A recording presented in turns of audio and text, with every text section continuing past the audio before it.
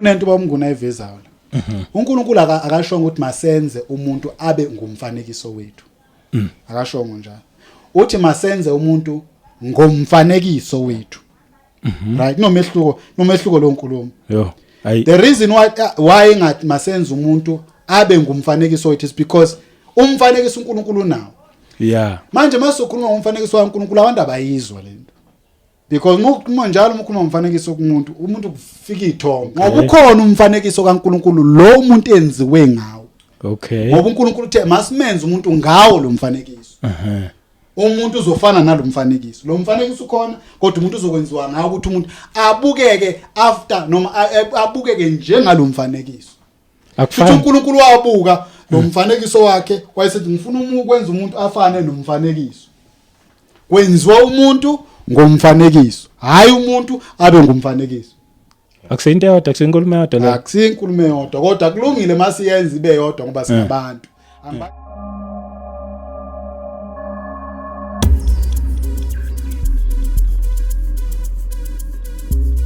Welcome once again kwiKota to Media. Siphinde sibonge futhi leli thuba lokuthi siphinde sihlangane kanye nani. Ngibonga wena nje mbukeli lapha ekhaya ukuthi uchoose le channel. Ngibonge wena ukuthi lokhu uqhubeka nje uzobukela ngoba inhloso yakho konke ukuthi nje sikhulisane evangelini. Inhloso yakho konke nje ukuthi sizokhuluma hayi indaba zethu kodwa kube yizwi likaNkulunkulu, kube umuntu nje kanye noNkulunkulu. Ngiyanibonga mangabe uthi yaqala nje ukufika kule channel yayo, you are more than welcome. Ungasubscribe, ucomment, ulike. Ya nje nawe joina nje sibe umuzwa wodwa, sibe ibandla lilodwa likaKristu. Lasihambisa khona nje indaba kaNkulunkulu kuphela kukho kunye. Angingedwa ke nginabafundisi bami engizocela nje ukuthi nabo ke baphinde babingelele. Ya abafundisi nje sihlala sinabo la ekhaya. Kuningi uNkulunkulu abaphathise khona. Angiqala ngale babukhanyile sikubingelele, sibonge futhi ukuthi ube khona. Amen babushabangu. Amen. Ngibingelele ababukeli nabalandeli baloluhlelo egameni elihle lenkosi yethu uJesu. Yes. Siyabonga nje ithuba esilitholayo uNkulunkulu asipha lona ukuthi sizokhuluma ngezwi lakhe. Yes. Elisiphilisayo. Yes. Siyabakhuthaza nabalaleli ukuthi hayi baqhubeke balalele. Bakhulume. Awuzwa. Yakhulunywa la sisazokhuluma. Nabo bakhulume nabo. Imbono yabo nabo balekile. Olwabo nabo lohlelo. Yebo bakulonela wethu. Yebo. Ayis. Amen. Amen. Sibonge kakhulu babukhanyile. Babukhumalo nawe futhi sibonge ukuthi ufike. Siyabonga kakhulu ubabushabangu. Sibingelele futhi ababukeli nabalaleli. Yes. Abathandi balolu hlelo sisazokhuluma nje futhi. Njengalokhu sihlezi sikhuluma. Yes. Sikhuluma into eyodwa ke thina. Sikhuluma nje ngoJesu nombuso wakhe. Ukuthi kumele aphakanyiswe. Yes. Ukuze abantu basindiswe. Siyabonga kakhulu. Hayi mnandi. Ayikhethi isonto. UJesu nombuso. Ayikhethi doesn't matter ukuthi kuliphi isonto. Ayikhethi isonto ngoba naye akazelanga amasonto, wezela umbuso nabantwana bakaNkulunkulu. Uqedile. So imi kanjalo nje uthi umuntu uhlangana noNkulunkulu ngaye, hayi ngesonto elithile. Yes. Yes. Baba Mnguni nawe futhi sikwamukele. Siyabonga nje ufika. Amen. Amen. Ngibingelele nje nami egameni elihle lenkosi yethu yamakhosi uJesu Kristu. Amen. Ohlelweni bingelele bonke ababukeli. Sisazokhuluma. Yes. Sibingelela ngaligama lika Jesu. Siyacela nje ngathi makukhona nabababukeli abafisayo ukuthi bakukhulume. Kuvulelekile nakuba. Yebo. Siyabonga nakuwe babushabangu usinika leli thuba. Hayi impela ayisobongana nje sonke ngoba nami ngiyophinde ngibonge nina futhi ukuthi nifikile. Naligrabha leli YouTube. Kunomunye umlaleli lapha mangathi ngiyachecka manje but ubethe mhlambe lese ngaba homework. Ubethe nje ucela ukuthi ke mangabe nibuya ngazi ngaliphi ilanga ngalelanga nje uNkulunkulu leyo benihole ngalo.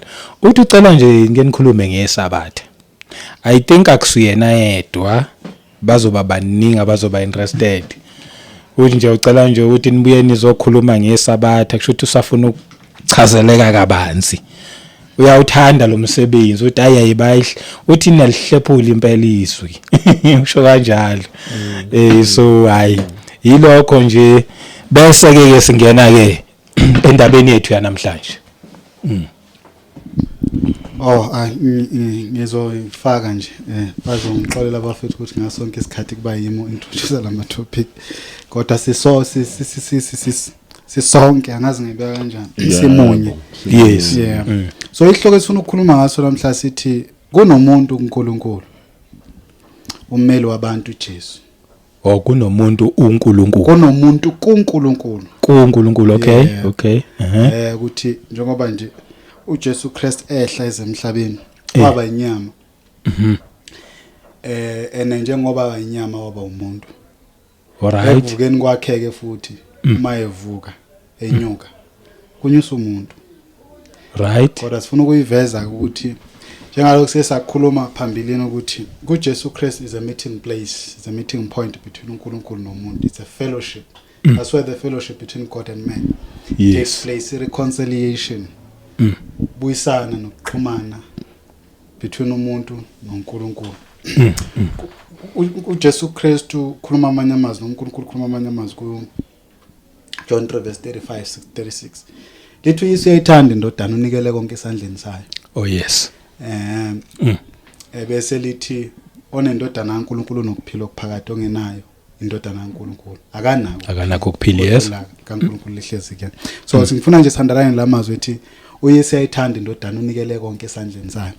So ayikho ke into emayelana nomuntu kuNkulunkulu etholakala kwenye indawo ngaphandle kaJesu.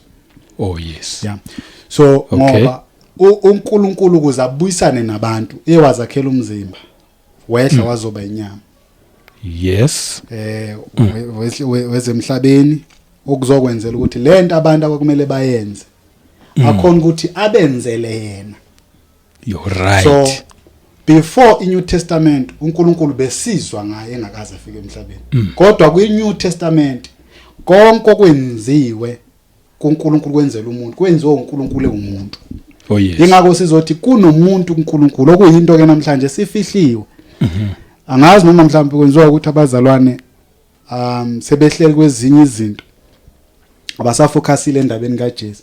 Ifihlakeleke le ndaba ukuthi uNkulunkulu selathatha umuntu wambeka at the right hand, at the center of ilokhunjani umbuso wakhe. Sila emhlabeni kodwa sekukhona umuntu lesizoveza kodwa masiqhubeka ukuthi sithini ngale ndaba. Ngoba sazothitha uma siyosikhuluma ngayo singaquote. Kodwa nje in a nutshell sizosho njalo abushabanga sizothi kunomuntu kuNkulunkulu ummeli wabantu uJesu. Oh. Singaangazi uma singavela singene nje. Yes. Yes please asingeneni kuyona. Mhlambe before sisingene endaweni kufanele masizokhuluma ngoJesu ngoba yonke into kufanele ibe around ekutheni uJesu Kristu uyembulwa. uJesu Kristu uyaphakanyiswa. uJesu Kristu uyachazwa. Uma uJesu Kristu engambulwe engakhazimuliswe engachazwa abantu bazolahleka belifunde iBhayibheli. Ngoba insindiso kumuntu ayizi ngenye indlela ngaphandle ukuthi umuntu aqonde ukuthi uJesu ubani. Awuzwakhe. Ngaphandle ukuthi uJesu Kristu aphakanyiswe ukuze mayephakanyiswa bonke laba abayokholwa kuye bengabusayi ukubhuka. Uma ephakanyiswa ababuthe. Uthi uma ningiphakamisa mina ngiyokubabutha. Oh yeah. Uyobabutha ubani? Ebabutha why kufanele ababuthe. That's the purpose kaKristu. So but now la kulahleke khona umlayezo wensindiso ulahleke kwi-identity yokuthi uKristu ngubani. Okay. Yeah. So ake siqale simveze nje ukuthi yini angasiko. Yini ayikho. Sithole identity yakhe. Sithole identity ngoba kunabantu abathi uJesu Kristu ingelosi. Yabona manje ukuthi isiyadidaka manje ukuthi ngathi ungathatha uJesu umfake engilosini. Yeah. Umfake koMikhayeli. Akangeni koMikhayeli. Ungaphezulu kwengelosi kodwa kukhona ingxenye yakhe ela kubantu. Bathi akangeni engilosini. Sizokuveza lokho. Alright. Nakuba kukhona ingxenye yakhe ela kubantu phathi kuwo wonke umuntu okhona ungaphezulu wonke umuntu owaphila ekhona la kwizinga labantu. Ngiyazi ukuthi ngikhuluma ngingale kodwa ngingapha izozwakala ke selapha encwadi ngamaHebheru ukuze kushesheke kahle singenezwe amaHebheru baba Mnguni amaHebheru 1 amabakhanyile useduze nemic mhlawumbe ufunda bakhanyile ku1 verse 1 1 to 3 Nomgcine ku4 uzoqhubeka namasamba. Hebrew chapter 1 isihloko sithi uKristu mkhulu kunezingilosi zonke. Asimelana ke sizwe isihloko. Ngithe oqala fanele si identify ukuthi uKristu ubani. Yes. Sizokhuluma indaba la ethi kunomuntu uNkulunkulu. Besithi ummeli uJesu Kristu. Yes. Ummeli wabantu uJesu, right? Yes. But sihleli la ekutheni lo owummeli wabantu umuntu. kuNkulunkulu. Right. So now ngathi kunabantu abathi uJesu Kristu wayengelosi. Right. Yeah. Sizwe isihloko lana sithi uKristu mkhulu kunezingeleso zonke. Alithi uKristu ingelosi leli. Seyikhanselekile leyo ukuthi uyingelosi. Uma uzokhuluma ngoJesu Kristu uyayikhipha ingelosi. Nake sifuna ukukuveza nje okokuqala ukuthi uma uza kuJesu khohlwa ingelosi. Yes. Ngoba akangene engilosini. Mkhulu kunazo. But akukaveli ukuthi mkhulu kunazo ubani.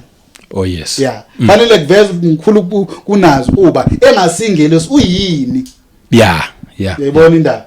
Siyasizwe ihloko sithi kunomuntu kuNkulunkulu. Yes. Yiyo into ekufanele ivele. Leyo ukuthi ingelosi mayiphuma umuntu uyangena yini. Njengoba sithi nakunomuntu uNkulunkulu.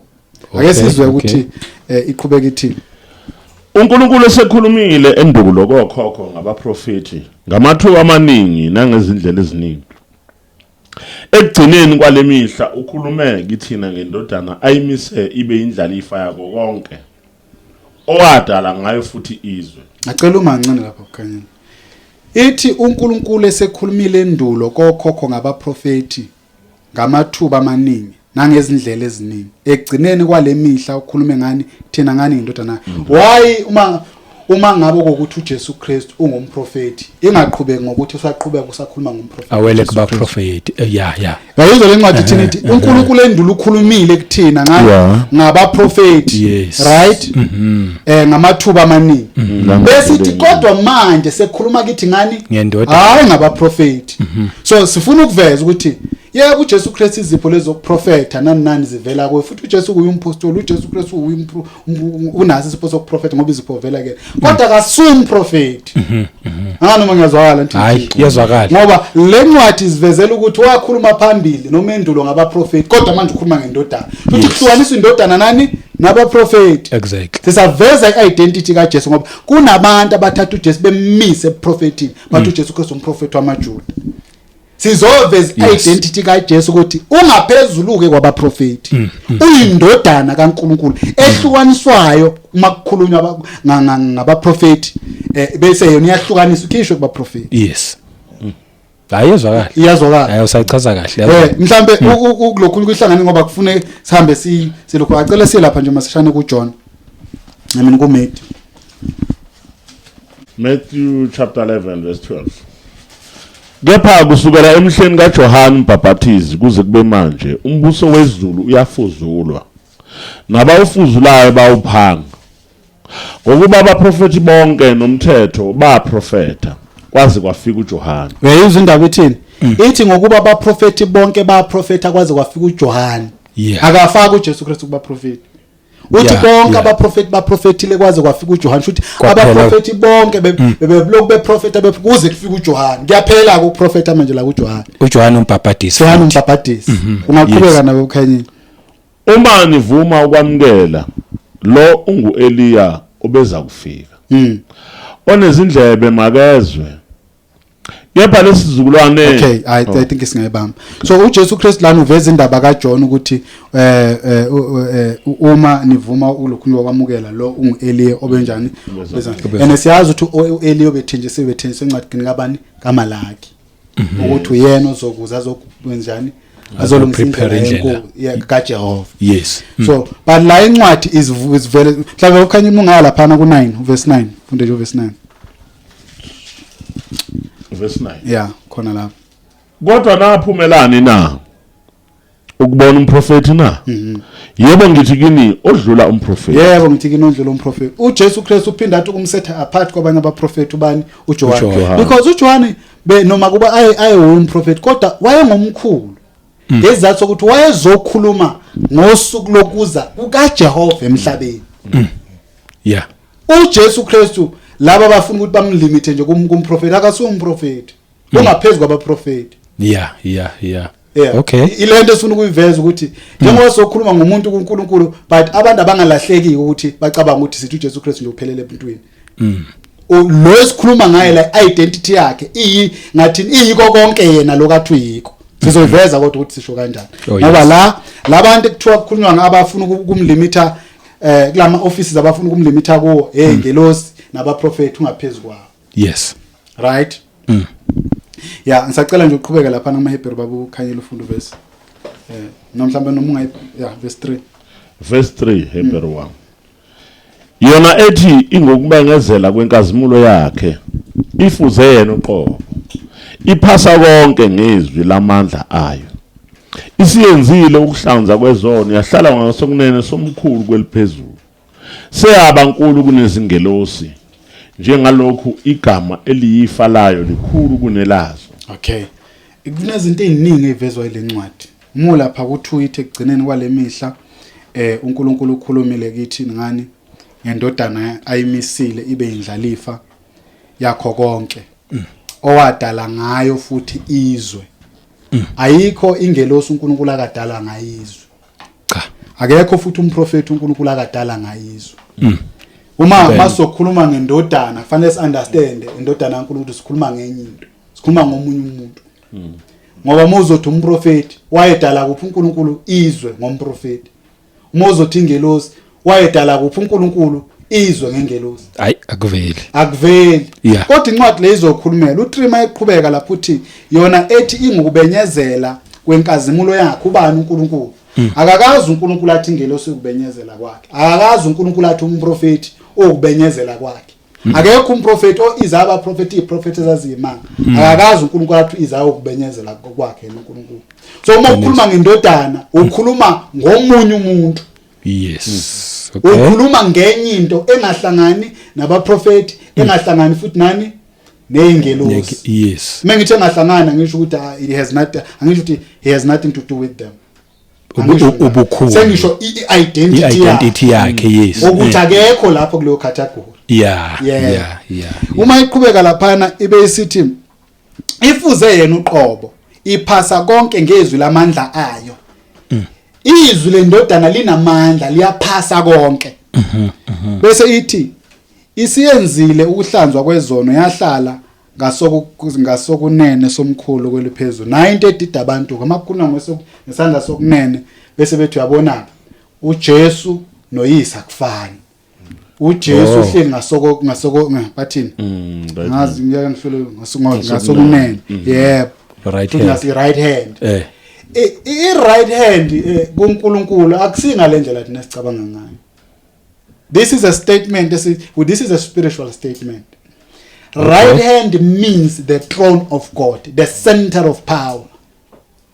Not necessary ukuthi njengoba wena uhleli lapho right wakho kuMnguni ngapha hayi ngalolo hlobo. No, then truth awumazi uNkulunkulu mosakhuluma kanjalo. Ngoba uNkulunkulu umoya.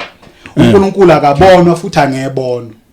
Uma sekuthiwa kukhulunywa ngoJesu ukuthi uhleli on the right hand of God, then uma uNkulunkulu umoya elokhundeni engaboni futhi engebona uNkulunkulu esibani, then uthini ke manje kuthini? Because uma uzokhuluma ngoNkulunkulu engakabi nesiqo, ukhuluma ngoNkulunkulu umoya, ukhuluma ngoNkulunkulu elight, ukhuluma ngoNkulunkulu ewumlilo oqothula ngaze baya kanjani lento right? But musuzokhuluma ngoNkulunkulu manje ebona ukhuluma ngoChrist iimage kaNkulunkulu. Yiyo ke lehlalayo kwi-throne which is yini ebizwa kuthiwa yini somkhulu kweliphezulu. I-throne le. Amhlawumbe masishane ngingaze ngibe ngathi ngikhuluma siya lapha ku1 Timothy ngoba izoyiveza incwadi ka1 Timothy. Ngoba abantu abaningi bayiconfusile lento. Sichaza izinto zakamoya ngendlela thina sibona ngayo la emhlabeni. Ukuthi hayi la emhlabeni right hand ezulwini akumanga kanjalo uqinisile kubalekile kakhulu ukuthi ivezwe qinisile kunesihloko la kuverse 11 yeah ukukhonza uNkulunkulu ngesiminya ukufundisa izicebi nokuxwaya izifundiso zamanga yeah nokuxwaya izifundiso zamanga okay asizwe verse 11 verse 15 noma qala ku14 khona izozwakala ukuba agcine umyalo ungenabala ungenakusoleka kuze kube sekubonakaleni kweNkosi yethu uJesu Kristu okay akukubonakalisa ngezikhathi zakhe uSomandla obongekayo oyedwa inkosi yamakhosi umbuso wababa acela sithi kumancane la ayakubonakalisa ngesikhathi zakhe uSomandla obongekayo oyedwa asi-underline-ke lithi izwi laNkulunkulu uSomandla unjani uyedwa beyiqhubeka besithini loyo Somandla uyinkosi yani yamakhosi umbuso wani kodwa unjani uyedwa okay ake sihlukanise njengabantu befuna ukuhlukanisa ke bethu uJesu Kristu ubuhleli ngasesandleni sikabani sikaNkulunkulu ubani uNkulunkulu asusomandla uSomandla so na incwadi la ithi uSomandla obongekayo yedwa inkosi yani yamakhosi nombuso wani so uma ngabe uJesu Kristu uhleli ngasesandleni sika right hand kaNkulunkulu yena akasiye uNkulunkulu then lana kwenzakalani ubani oyinkosi yamakhosi ngoba uJesu Kristu uyinkosi yamakhosi ubani umbuso wababusi ngoba uJesu Kristu uyumbuso wababusi ubani uSomandla all right uJesu Kristu ngasesandleni sasokudla noma uSomandla lo onesandla sokudla akaze ngibebuza kanjani lento akuhlukaniseki abantu aba-understand i-identity kaJesu abantu aba-understand i-identity kaNkulunkulu but awuthi uqhubeka nayo bakukhanyele ku-16 yena yedwa onokungafi ehlala ekukhanyeni okungena kusondelwa nansi ke phela le ndaba ivela la mayithi laphana kulokhunjana ku3 kumaHebheru 3 ithi wahlala ngakwesokunene somkhulu kweliphezulu ikhuluma ngayo lento ukuthi yena ehlala ekukhanyeni le ngikhulume ngathi uNkulunkulu ukukhanya uma ngawe engakayithathi form which is Jesus then ukukhanya uzoyiphonta kanjani right hand ekukhanyeni oh yeah ungahambela ngini okhombira right hand ungahambela umoya njengoba ukhona ungakhombira right hand kumoya angeke leli khuluma nge-throne of God the center of power la mandla khona onke khona ithi lama ukhuluma efunda ithi yena oyedwa nokungafi ehlala kuphi ekukhanyeni okungena kusondelwa kukho ubani kohlala lo khanya okungena kusondelwa this image kaNkulunkulu i-image kaNkulunkulu ishi form kaNkulunkulu ngaze ichazela abantu kanjani uNkulunkulu akabona uthi mhlambe siqhubeke sizwe lo uzizwe chazeka kahle ungafunda nje 16 bakukhanyeni verse 16 yena yedwa unokungafi ehlala ekukhanyeni ungena kusondelwa kukho ongazange abonwe umuntu nongebonwe makube kuye udumo namandla aphakade amen uyayizwa indaba ithi ongazange abonwe umuntu onjani nongebonwe futhi uNkulunkulu akazange abonwe umuntu futhi ngiyabona kodwa mayefuna ukubona une image nakho ke ubani uJesu Kristu le image la namhlanje sizokhuluma ngayo isithatha inyama kodwa ikhona ingakayithathi inyama ngoba izange iqale mhla ithatha inyama uNkulunkulu esezulwini uyini uyisibani uNkulunkulu esezulwini uyini umoya yes but uNkulunkulu ukuze abonwe ezulwini angabe futhi light nje uma umbheka ubhekela unesithombe noma une-image ayithatha leyo image ibizwa kuthiwa yini uJesu indodana uma ukhuluma ngendodana ukhuluma ngoNkulunkulu ebonwa indodana ayibiza ngendodana uma ukhuluma ngoyise ukhuluma ngale light so Jesus Christ has an ability ukuthi abe yi-light angabonwa kwayena futhi abuyele kulesimo sikababa aphinde futhi abe ne-ability asuke babeni abe yindodana ebona the very same Jesus that is why ithi lana uSomandla obengekayena yedwa inkosi yamakhosi ikhuluma ngoJesu kodwa ikhuluma ngoSomandla ngoba uNkulunkulu nale ability ukuthi abe ubaba ahlale lapha besibani aphinde futhi abe ne-ability ukuthi mase ngifuna ukuthi ngiyogaxa umuntu manje ngihamba ezulwini angibe yindodana ngoba indodana kuNkulunkulu akukhuluma ngale nto thina sicabangayo ngiyayizwa I hope no mamele ekhaya uyayizwa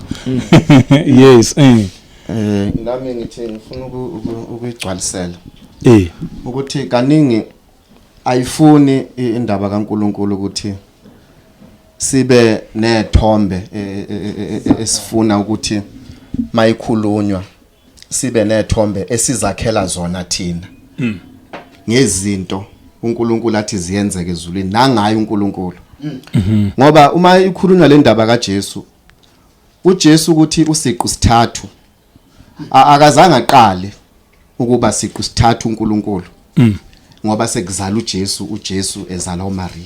Yes. So ube siqu sithathu uNkulunkulu from the beginning. Masingabuyela nje kuGenesis chapter 1 na kuJohn chapter 1. Ithi ekuqaleni ulizwi wayekhona. Ulizwi waye kuNkulunkulu. Ulizwi futhi waye nguNkulunkulu. Yes. So akakaze uJesu noNkulunkulu nomoya ongcwele kube nesikhathi la khona bake bangabi khona ndawonye ngesikhathi esisodwa. Abakaze bahlukaniseka ukuthi kwalindwa ukuthi ukuze kuzothi uNkulunkulu usiqu sithathu kwalindwa ukuthi aze uNkulunkulu ayokwenza ukuthi uMaria akhuleliswe umoya ongcwele kuze kuzoba noJesu bese uNkulunkulu abe siqu sithathu. uNkulunkulu waba siqu sithathu from the beginning kungakabikho umhlaba kungakabikho izulu kungakabikho lutho kukhona emhlabeni kungakabikho ngisho umuntu. Ngicela ke sifunde nje kuJohn chapter 1 siyuze ukuthi ithini khona. Sikafunda u1 2 3 then bese sihlala ku14. Okay. Ifunda kanje ithi ubuNkulunkulu nobuntu nomsebenzi kaJesu Kristu bese 1 ethi ekuqaleni wayekhona ulizwi waye kuNkulunkulu ulizwi waye nguNkulunkulu yena loyo wayekhona ekuqaleni kuNkulunkulu bese 3 athi konke kwavela ngaye ngaphandle kwakhe akuvelanga lutho kuko konke okuvelileyo. 14 bese ethi ulizwi waba inyama wakha phakathi kwethu sabona inkazimulo yakhe inkazimulo njengoyezelwe yedwa kuyise. Okay. Ecela umusa neqiniso. Oh yeah. Amen. Amen. Ithi le ncwadi ekuqaleni mayithi ekuqaleni wayekhona ulizwi waye nguNkulunkulu. Yes. Ulizwi waye kuNkulunkulu. Yes. So ngithe singazami uma singabazalwana ukufuna uma ngabe uNkulunkulu izinto zakhe zenzeka sibe nethombe thina ezizakhela zona ukuthi kanjani. Kodwa izwi lakhe ekuyilona esikholelwa kulo lithi ulizwi wayekhona ekuqaleni kungakabikho lutho emhlabeni. Kungekho umuntu, kungekho silwane, kungenazulu elalkade likhona. So izulu ladalwa uye uNkulunkulu ewulizwi. Yes. Nomhlaba futhi wadalwa uye uNkulunkulu futhi ewulizwi. So zonke izinto ezikhona emhlabeni zadalwa uNkulunkulu. So yena lo uNkulunkulu ke lo esifakaza ngaye. Lithi lana uma lifunda ku2 konke kwavela ngaye ngaphandle kwakhe akuvelanga lutho kukho konke okuvelileyo. Yes. Akukho okukhona emhlabeni okungazange kwadala uNkulunkulu. Bese ithi lana ku14 ulizwi waba inyama. Wakha phakathi kwethu. Sabona inkazimulo yakhe inkazimulo njengoyozelwe yedwa. Yes. Yena futhi lo lizwi esikhuluma ngayo ukuthi ekuqaleni wayekhona wadala konke. Lithi ngesingisi a word became flesh. Laba inyama. Ekabani lenyama elaba iyonizwe? EkaJesu. Ake sifunde uGenesis chapter 1 sifunde nje u26. uNkulunkulu wathi masenze abantu ngomfanekiso wethu basifuze babuse phezulu kwezinhlanzi zolwandle nezinyoni zezulu nezinkomo nomhlaba wonke nezilwanyana zonke ezinobzelayo emhlabeni. Nangoke manje uNkulunkulu sekufika la khona sethi masenze abantu. Labantu athi uNkulunkulu abenziwe. Yena lo uNkulunkulu wayeloke ngoba la kusakhulunywa ngokudala. Akaka ngeni kwezinye izinto kusakhulunywa ngokudala. Usedalile zonke izinto uNkulunkulu wadala izilwane, wadala zonke izinto ezazikhona emhlabeni, walidala izulu, walidala umhlaba ngoba izulu ladalwa uye uNkulunkulu.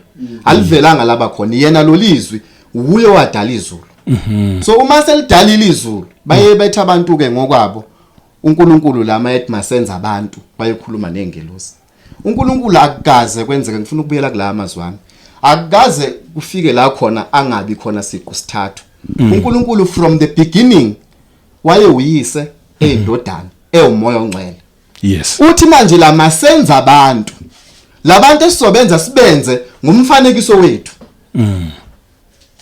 So imuphi umfanekiso kaNkulunkulu? Ngoba phela naku umuntu uyabonakala manje uyadala.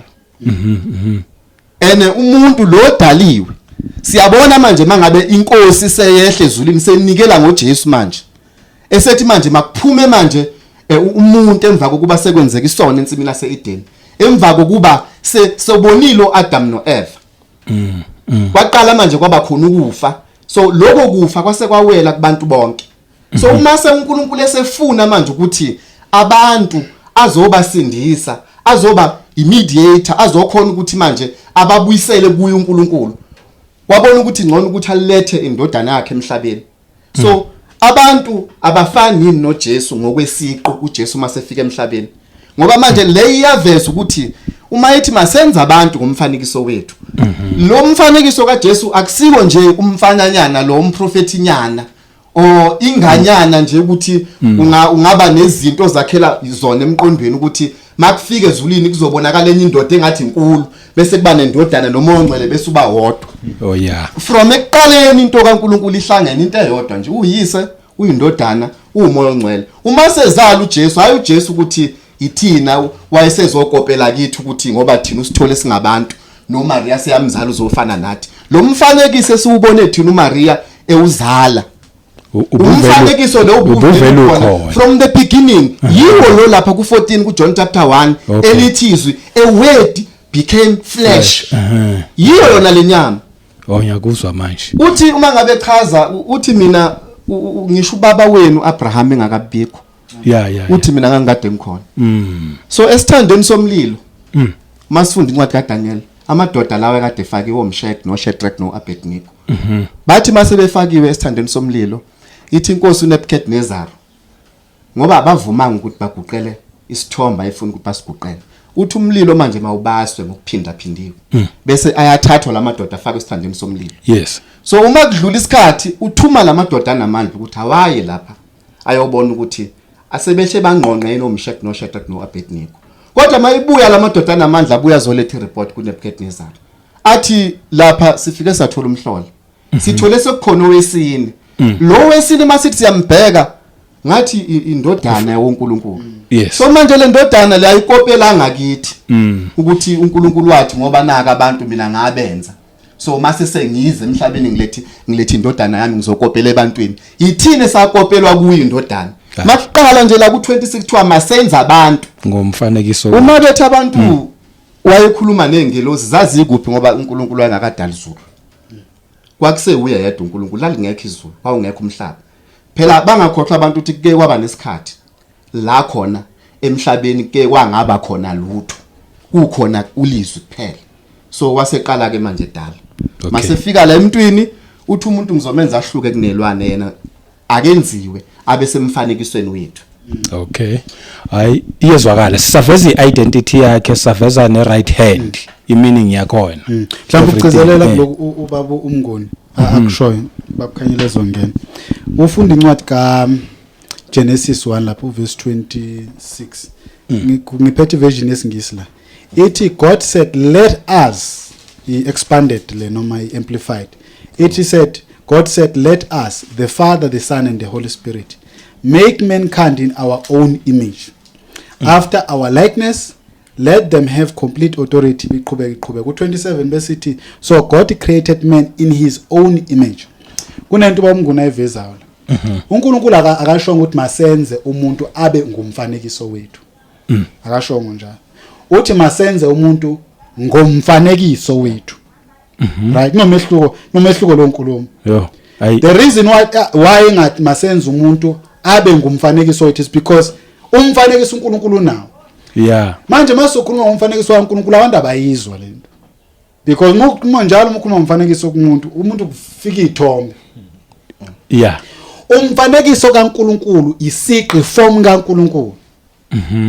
Then we must identify and understand ukuthi ubani umfanekiso kaNkulunkulu umuntu enziwe ngawo.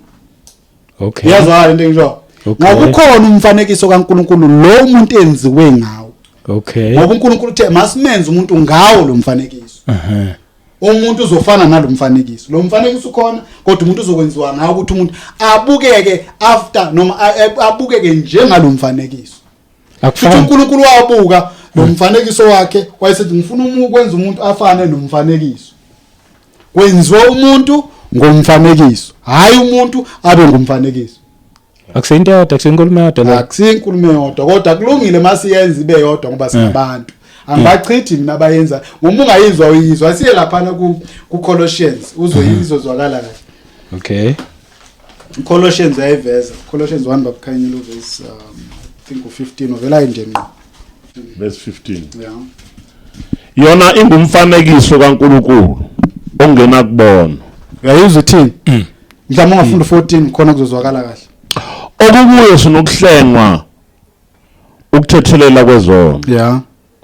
Yona ingumfanekiso kaNkulunkulu ongena kubona. Yona indodana ingumfanekiso kaNkulunkulu ongena kubona. Uthi uNkulunkulu uma ufuna ukumbona ungathini?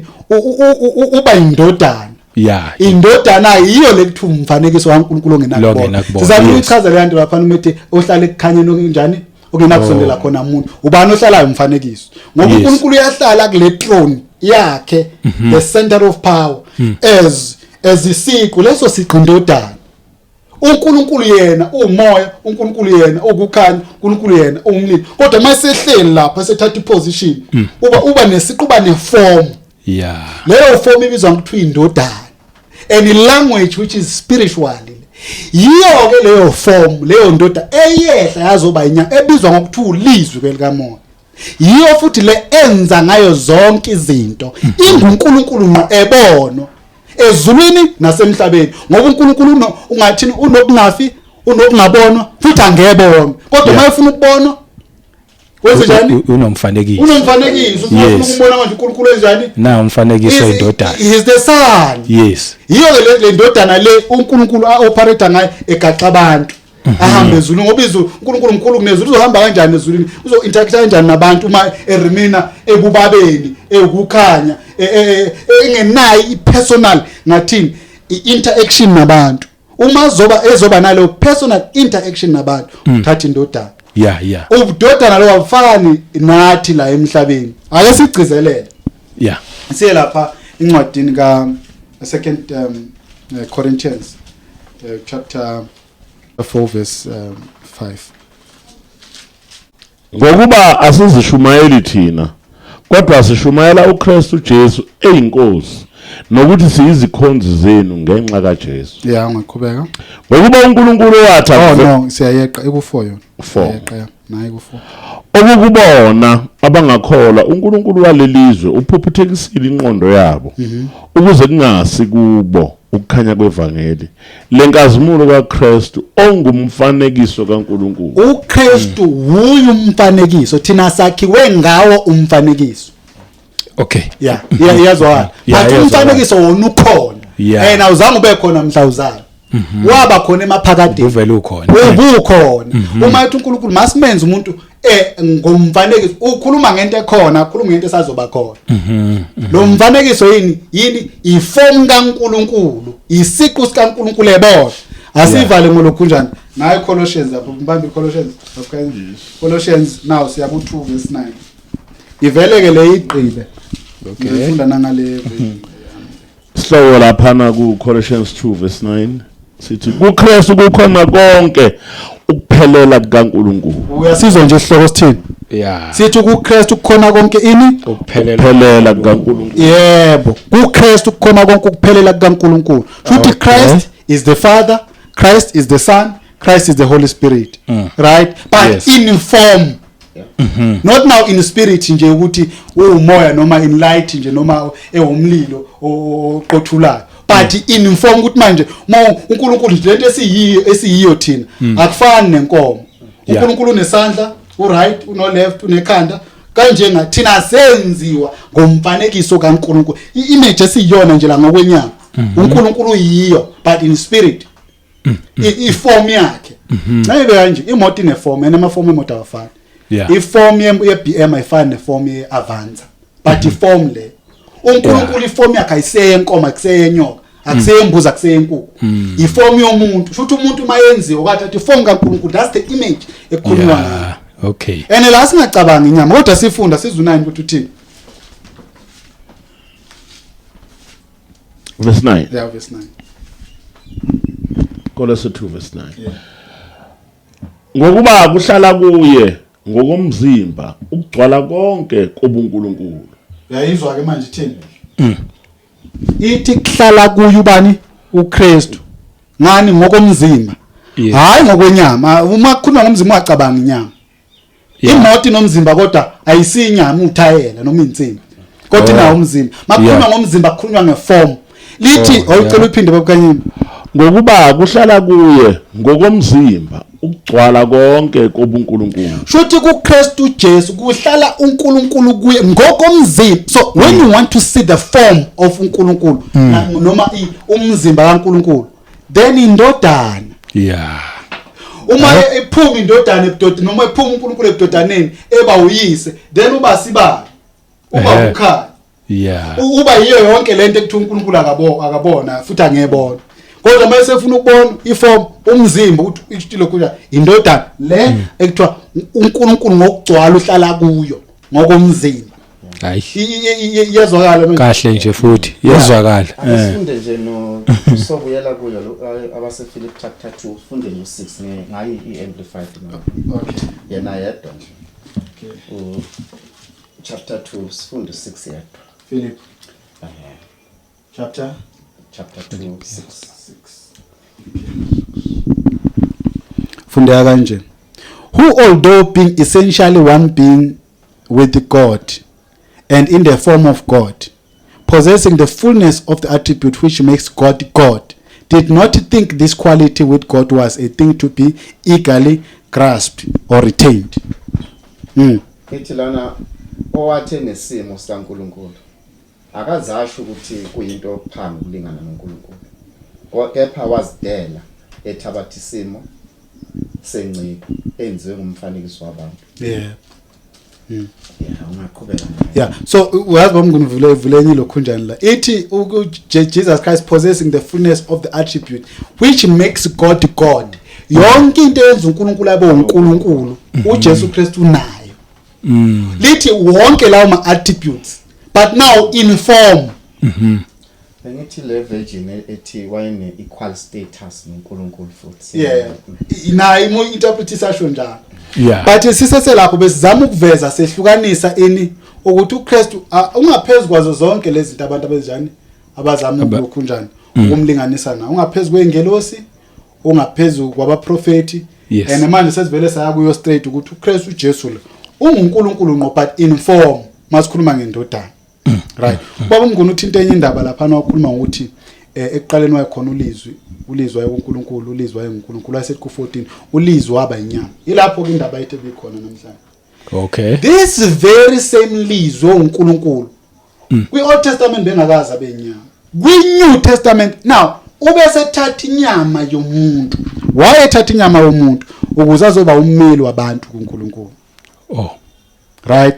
Yes. So the very same God, right, uJehova udale yonke into. Yeah. Kube nesikhathi la khona eba inyama khona ukuze azosebenzela umuntu noma azokwenzela umuntu inhlanganyelo noNkulunkulu. Ezongcwelisa umuntu, ezobuyisela umuntu kuNkulunkulu. Wayezokwenzani ke? Wayeletha uNkulunkulu kubantu ethatha abantu bafaka kubani? kuNkulunkulu. Yes. Angazi noma isazoba nesikhathi sizoba naso isikhathi lenda. But asithinte nje masishane ngokugijima. Mhlambe babukhanyile siye lapha na ku Timothy. 1 Timothy 2:5. Yes. Yeah, ungafunda from verse 5. Yeah, uqala lapha ku 2. Yeah. Ngakho ukuqala konke ngiyala ukuba ukunxusa nokukhuleka nokucela nokubonga kwenzela abantu bonke, amakhosi noma bonke abakhulu, ukuze sihlale kahle nangokuthula nangokumesaba uNkulunkulu nangesizotha esipheleleyo. Lokhu kuhle kuyabongeka emehlweni kaNkulunkulu umsindisi wethu othanda ukuba abantu bonke basindiswe bafinyelele kulazini iqiniso. Ngokuba munye uNkulunkulu munye nomlamleli phakathi kaNkulunkulu nabantu umuntu uKristu Jesu. Okay, cha sibambe lapho. Yeah. Ithi munye uNkulunkulu, munye nomlamleli phakathi kwabantu nobani? uNkulunkulu. Jesu Kristu uNkulunkulu ngqo, uNkulunkulu akamningi. uNkulunkulu uyi-1. But yizwa manje ithini ithi munye umlamleli phakathi kwabani? Kwabantu noNkulunkulu. Ayithi uNkulunkulu. Ithi umuntu Kristu Jesu. And there's a reason why I specify. Uma uNkulunkulu eba umuntu, waye ethatha iform yomuntu ukuze lento umuntu okwakumele ayenze, yena uNkulunkulu azoyenza yenzela umuntu. Lento uNkulunkulu ayenza senyameni wayengayenzeli yena, wayenzela abantu. Angazi umyazwakala Yeah, yezwakala. So abantu babehluleka ukuthi baye kuNkulunkulu ngezathu ukuthi babengcolile. Yes. noNkulunkulu engakhona ukusondela kubantu ngezathu ukuthi uNkulunkulu wayengcwele. So kwakungena fellowship phakathi komuntu noNkulunkulu.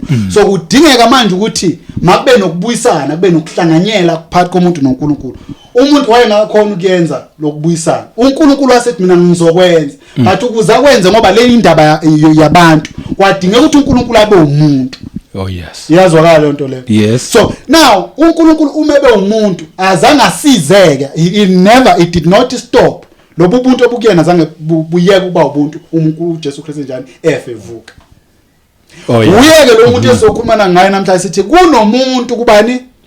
Okay, Ade kumele sikunderstand ukuthi lo muntu kuNkulunkulu umele thina. Uyithi. Kodwa yena ukhona lo muntu kuze uphelelana azokhona ukungena kuNkulunkulu kufanele ukuthi lo uphelelana enjani amukele lo muntu athi uJesu Kristu lo uyinkosi. Ngoba wavuma you are subscribing kwi-citizen noma you are subscribing kulo muntu ukuthi manje sengimember yalo muntu bese ethi uNkulunkulu hawu usungcwele ngezathi ukuthi uvume lo muntu. Iyazwa into engisho? Yeah. Angeke ngibeke kanje. Uma malo kunjani amazwe kuthiwa ya computer ngizocela ukwenza i-example ngebhola. Yes. Example ngilokhu ngicela ukwenza example ngebhola. Kuthiwa yodlala amele isizwe ku-World Cup, right? Kuthathwa abadlali aba-11 kuthiwa bangena egroundini bese kuthiwa nina nidlalela iSouth Africa. Right?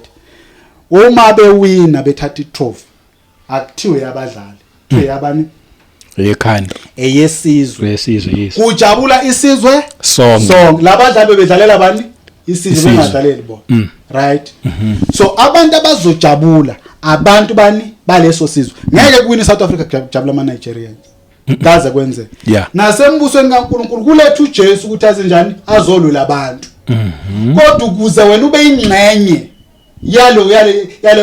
yalo kulwelwa kufanele ukuthi usubscribe ube yi-citizen noma ube umvumo okholwe kuye. Lithi bonke abayokholwa kuJesu Kristu benjani baba nompilo phakathi bayosindiswa. Futhi labo ke manje abadlalelwana abanikwa lokunqoba uJesu Kristu akwenza ilabo abamvumayo. Yeah. Singena kulokunqoba kwakhe akunqobe senyameni ngokumvuma ngokukholwa kuye. Angazi uyazwakala. Hayi ezwakala. So le nyama yesebenzela thina hayi uNkulunkulu. Lerizwa uzohamba uthi mohamba uze kuthiwa ethi uJesu Kristu ungangithinti. Angayi kubaba kukhuluma inyama. Yeah. Khulumi uNkulunkulu lo owaye kuye. Uma ithi angayi kubaba lenyama engaka nyuse. Khumbula uJesu Kristu ufike waye elokhunjana ezulwini isole yakuphi emathuneni but umzimba wahlala kuphi? Lapha ethuneni la. Mangithi isole emathuneni ngikhuluma ngeHades, right?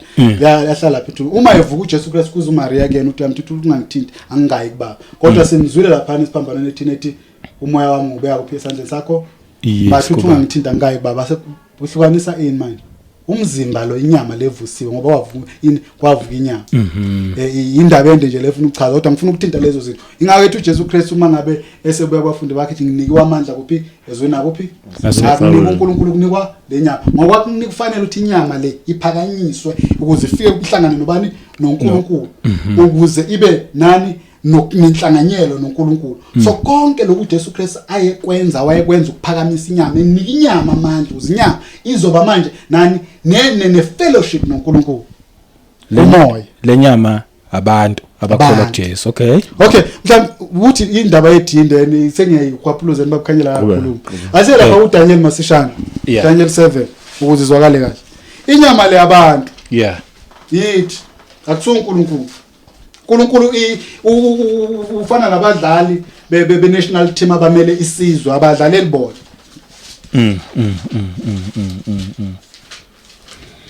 Akanikwa amandla uNkulunkulu. Uvela unawo. Ubani konikwa amandla? Ile nyama ekuyi emela abantu. Yes. Yena unawo amandla Daniel 7. verse 13. Awifunde. Ngabona embonweni ebusuku bheka kwafika namafu ezulu onjengendodana yomuntu.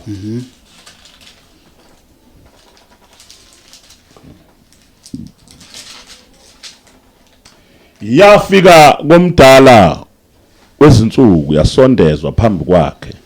Yanikwa ukubusa nobukhosi nombuso ukuze bonke abantu nezizwe nezilimi bayikhonze. Ukubusa kwakhe kwakungubuso okuphakade ungayikudlula nombuso wayiwo ongayikuchithwa.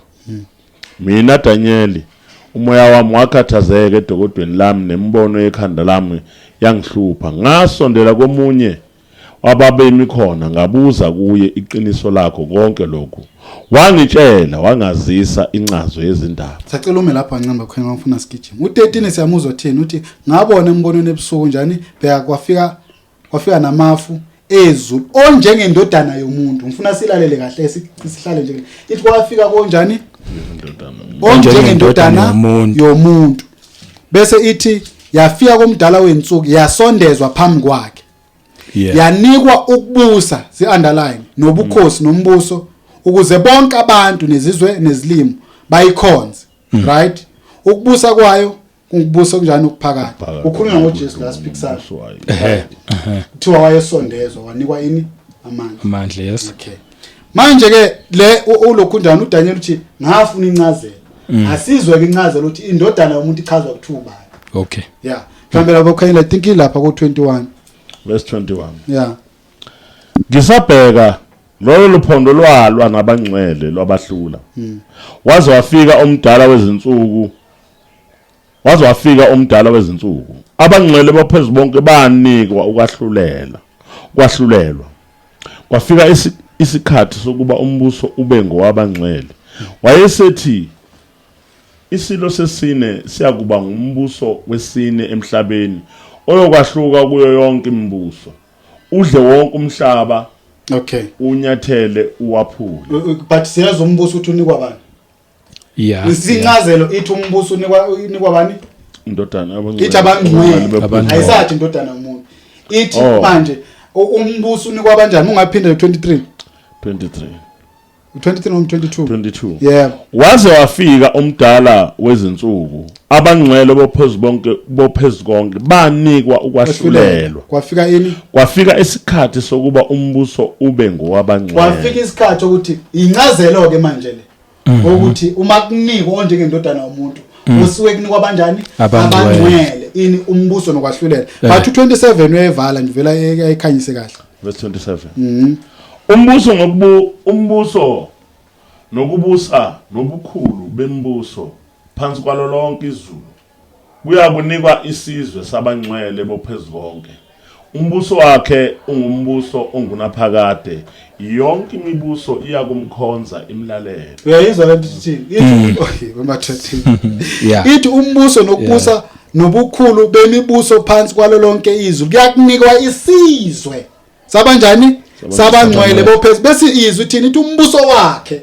Kodwa isizwe sabangcwele. Kodwa umbuso wakhe. Ngoba abangcwele banguKristu noma umzimba kaKristu ungabangcwele kuNkulunkulu. Yazwa wathi yibandla. Umzimba kaKristu yibandla. uKristu inhloko yebandla. So laba lobuntu obukhona kuNkulunkulu bushibandla. Oh yes. Umzimba kaKristu ulibandla kuNkulunkulu. Ingakho sithi kunomuntu kuNkulunkulu ngoba uma uKristu uJesu ethatha inyama yomuntu wayezothatha umuntu emfaka kuNkulunkulu, ethatha uNkulunkulu emfaka kumuntu ukuze uNkulunkulu abe nomzimba oyibandla bese yena uNkulunkulu abe yinhloko yalowo mzimba. Ingakho lencwadi mayikhuluma la ithi umbuso nokubusa nobukhulu bemibuso phansi kwalo lonke izulu kuyakunikwa isizwe sabangcwele bophezulu konke. Bese sithi umbuso wakhe ungumbuso onguna njani? Abangcwele umbuso wakhe. Yes. Ngokuba noma sibaningi uma sibheka thina kodwa siumzimba wodwa. Yes. Noma sibaningi sibheka thina kodwa esiqwini sokubusa thina sisemzimbeni owodwa ene lowo mzimba umzimba kaKristu. iyazwakala nje sesizama very deep but iyezwakala deep but iyezwakala so lo mzimba nawo lenyama uKristu uJesu ayeyiyo yayimele thina ene lenyama noma lo mzimba wathathwa ke wayohlaliswa lezulwini usehlalweni sikaNkulunkulu sobukhosi esandleni sokudla the center of power ledida abantu lapha sekunomuntu ezulwini uJesu but lo muntu yithi uma wena ufuna ukungena kuNkulunkulu njengomuntu kukhona iaccess noma kukhona umuntu onika abantu iaccess omzimba kaKristu lo aba yiwo wahlushwa washaywa wagqilaza waba ngcwele wathema sungcwele wathatha lokho kungcwele wathi nginika abantu abayokholwa kimi manabo ukungcwele woyokholwa kimi nako kuloko so wena nje ungena kuJesu Kristu nomngena kuNkulunkulu ngalo mzimba wahlukunyezwa ngalo msebenzi walo mzimba wahlukunyezwa ewumuntu mawumvuma wena uNkulunkulu John so righteous mawuvuma uJesu athi uNkulunkulu iaccess ilo muntu owafike waseyathathwa uma uJesu umele ichizwe kaNkulunkulu uKristu Jesu lo lenini enimphikile uNkulunkulu semenzile inkosi nomsindisi kukhulunywa ngomzimba the very same body le ayikhona lemhla yathathwa yavuswa yanikwa amandla inzo yanikwa inkazimulo namandla sihlaliswa yenza umsebenzi wokubuyisana phakathi kwabantu noNkulunkulu yiyo futhi osinxuselayo wona lo mzimba uma uNkulunkulu elokhunjani ebheka umuntu nokumxolela komuntu uya kulomzimba yiwo simelayo makuthi yakumela ukuthi yakukhulumela that's why it just musela uNkulunkulu phela uthi wahlupheka bani yena esemzimbeni womuntu ukuze umuntu abe nokulunga kukaNkulunkulu ngalomzimba uyiaccess ungummeli bese lithi nathi futhi sihlele esandleni sokudla izindaba nathi futhi ngoba lo mzimba usho thina umuntu wathinta incwadi mina nayi lapha Colossians enichaza kamnandi Colossians 3 ukunako kwaphezulu yebo ngakho uma navuswa kanye noKristu funana okwaphezulu lapho ekhona uKristu ehlezi ngasokunene sikaNkulunkulu izindaba qhubeka nakani kwaphezulu ninganako okusemhlabeni ngokuba nafa ukuphila kwenu kufihliwe noKristu kuNkulunkulu izwa ithi ukuphila kwenu kufihliwe naye uKristu kubani kuNkulunkulu so sekukhuluma ngalo mzimba ngoba ukuphila phela thina ukuphila kwenyama yonke kusegazini so uKristu bafanele abe inyama ngoba nathi inyama ukuba ezodlala elithimini right so wathi inyama ngoba ezodlala elithimini kuthiwa ngeke abe yini enye into ngoba sina sinyama so uma uKristu Jesu kwenzeka yonke lento lo uthatha ukuphila komuntu wenjani uhamba nakulelo lo mzimba hamba nakonje uyokufihla kuye uNkulunkulu but asizi ukuthi mayiqhubeka u14 xa ebonakaliswa uKristu ongukuphila kwethu khona ke nani nakubonakaliswa kanye naye ekukhazimuleni uyayizwa indaba ithi ngama lapha kukhanya ithi uma nxa ebonakalisa uKristu oyiko uyiko ukuphila kwethu uKristu khuluma ngani ke la this part le yani yomzimba azange asenze uNkulunkulu thina yes azange kuthi mangabe Jesu Kristu sasibanga uNkulunkulu wathatha inyama ukuze inyama ngathini umuntu noNkulunkulu bazoba njani bazoba ne fellowship yes selizwa ukuphila kwethu kubani manje kukuye ngalo mzimba uKristu kufihlwe kuNkulunkulu ngalo mzimba uma kulandwa lo mzimba kulanda umuntu uthi uma ningiphakamisa mina ngiyakubabuka that is why masibona kuDaniel kuthiwa ngabona onjengani ndodana umuntu efika nani namafezulu lesa prophet osafeze kamhla uJesu Kristu enjani lapha efakwa mungafunda nje ukuthi ulokhunja 1 Timothy chapter 3 ithi uJesu Kristu wanyuswa wafana inkazimulo uma enyuswa ngesikhathi enyuswa lapha ufika ubaphethe abantu phela kuthina izinto ezenzeka in 100 years to come kuNkulunkulu sezenzeka ufika ubaphethe abantu sebabuthile ngomsebenzi awenzile ufika nathi nakuba thina singakazalwa kodwa lapho wafika nathi qinisa 14 uthi ngokukhayile wehle nafika next 16 kodwa ichaza kahle ngalamalokho lokho ngilobela khona ngethemba ukuza kuwe masinyane kepha uma ngilibala khona uyakwazi ukuthi kumelwe ukuba abantu bahambe kanjani endlini kaNkulunkulu eyibandla likaNkulunkulu ophilayo insika nesisekelo seqiniso uvunyiwe ukuthi inkulu imfihlakalo yokukhonza uNkulunkulu yokuthi owabonakaliswa enyameni walungisiswa emoyeni wabonwa izingelosi washunyayelwa ezizweni wakholeka ezweni waphakanyisela enkazimulweni. Izindaba la ngale ithi great and important and weight we confess is the hidden truth, the mystic secret of godliness. Nkulu imfihlakalo omkhonza uNkulunkulu. Besithi he God was made visible in human flesh. Who he God was made what? Visible in human flesh. Besithi justified and vindicated in the Holy Spirit, was seen by angel, preached amongst the nations, believed on in the world. Waye kwafanele ukuthi abe inyama, wayezela abantu. Fanele ivele le. Wayezolanda umuntu. Umlandileke umuntu makuvusa uKristu uJesu umnyama yakhe. Kuvusa umuntu. Nina nafa. Have spoken Nivusiwe nina noKristu. Makwenza umbhabhadiso siyabulawa, mokhishwa uyavuswa. Ama initiations ala lomzimba. Ukukhanyela kwasho lutho nakusesekuningi. Noma ingazange isalokhu njana kahle kodwa I think kuzodingeka kulo part 2. But ebesizokuveza yile ngxenye edida abantu. Yani yobuntu buka Jesu Kristu tisho ukuthini. Hence besizothi kunomuntu uNkulunkulu. Lo muntu wafakwa ukuthi uNkulunkulu yena descended wathatha inyama yomuntu ukuze azokwenza umsebenzi womuntu. Esebenzela umuntu ukuze kuzoba nokuxhumana phakathi komuntu noNkulunkulu. Leyo ngxenye ke yabadida abantu abaningi including abazalwane. Sizama ukuveza yona la ukuthi isho ukuthini and imi kanjani. Yiyo le eBhayibheli makukhulunywa uJesu Kristu ethi lokho engikwenzayo mina ngikubona kuba idida abantu. Inyama yomuntu ubuntu bukaJesu Kristu. Sizama ukuveza leyo ukuthi lo ni kwamandla nalo umuntu.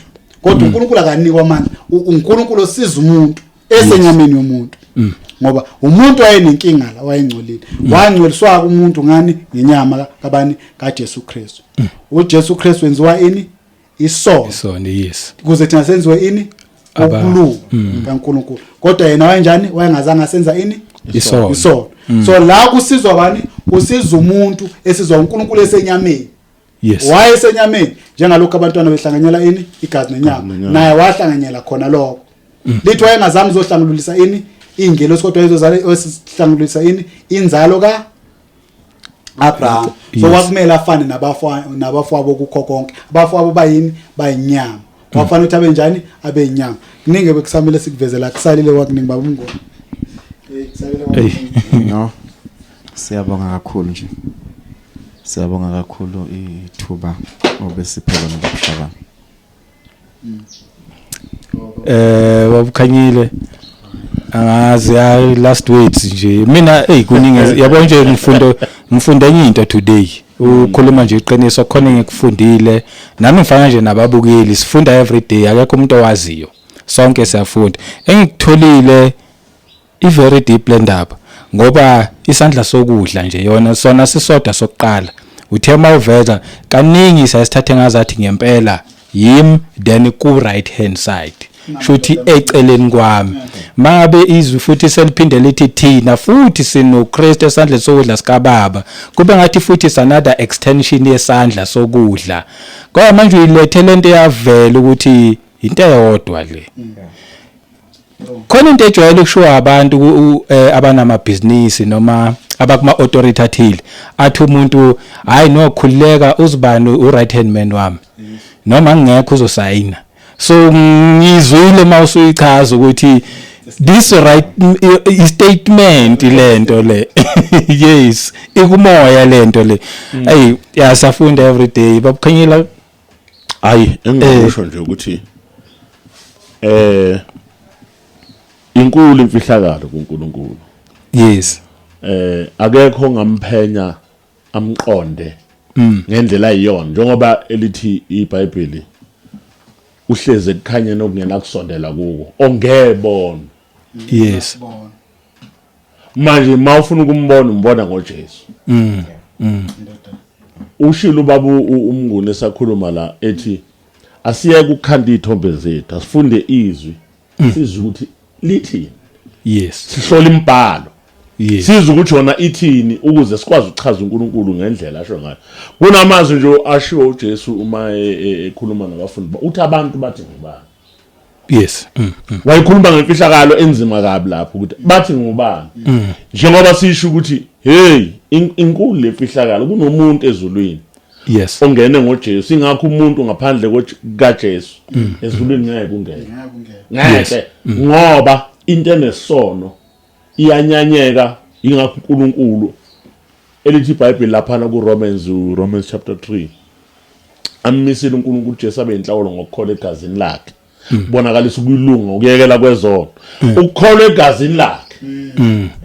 Umbathi inyama ukuze kuchithe igazi lakhe ukuze kube ne connection phakathi komuntu noNkulunkulu. Umuntu ngaphandle kaJesu akaconnect nezulu. Never noma usuthanda. Kufuneka uJesu ukuconnectisa nani nezulu. Yes. Uthi uJesu mase khuluma ngaphithu uthi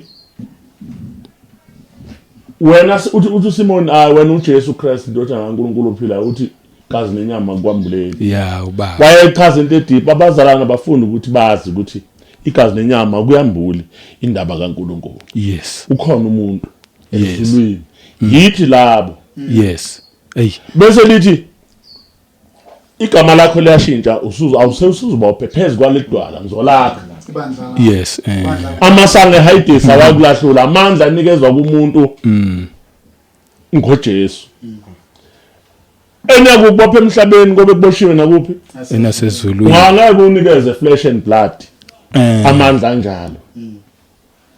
Hayi uvuke nje lokho nje sayibeka. Hayi futhi hayi uyivale kamnandi. Noma sengihambela phambili noma ngabe ngithi okuchaza ukuthi uma ngabe sikusesandleni sakudla sikaNkulunkulu malithi iBhayibheli isiphiwe authority yingoba siyiphiwe and it's not authority nyana. I-authority yobuNkulunkulu hayi ngoba siwo uNkulunkulu yena uNkulunkulu but that authority uyivale kamnandi mawuthi manibophile nasezulwini kubophekile. Amasango eHades awasenamandla kunina. Amandla lawo aphiwe umuntu wamukela uJesu Kristu. Mangaba kwakamamukela uJesu usekhaya ungazibambezeli. Indaba ezimnandi kangaka ixoxwa kwambulwa imfihlakalo yokuthi mawuza kuJesu ba ubani. This is very powerful. Isikhathi siphoqile. Ngomusa kaNkulunkulu asiphinde sibe sihlangane futhi next time. Gama lami uMduduzo Ayishabangu. Sibonana kwivideo elandelayo. Amen.